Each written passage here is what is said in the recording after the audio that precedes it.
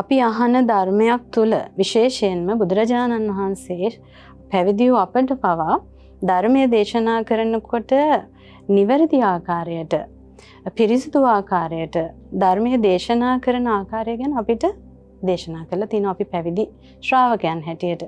එතකොට ධර්මයක් ශ්‍රවණය කරන කෙනෙක් යශෝදරා ඇත්තටම බුදුරජාණන් වහන්සේ ධර්මය දේශනා කරන්නේ අපිට ධර්මයේ දේශනා කරන්නට කියලා බුදුරජාණන් වහන්සේ වදාළේ අපි ඉදිරියට ධර්මය අහන්න එන කෙනාගේ හැඟීමට නෙවෙයි.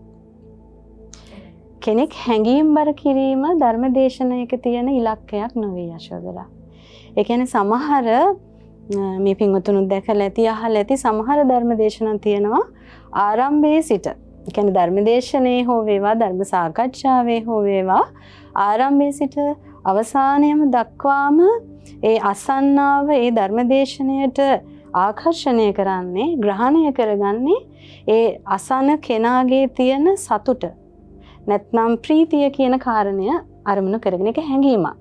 එතකොට ඒ හැඟීම උද්දීපනය වෙන ආකාරයට ඒ ධර්මදේශනේ පුරාවටම අසන්නන් සිනහ සාගරයක යොමු කරමින් උසුළු විසුළු කරමින් සිනහ නංවමින් ධර්මයේ දේශනා කරන ධර්මයේ කියන දේවල් අපිට දකින්නට ලැබෙනවා.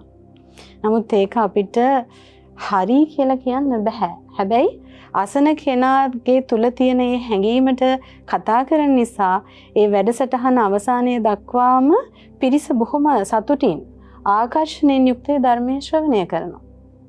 ඒක හැමෝම කැමති සතුටින් hina වෙලා ඉන්න.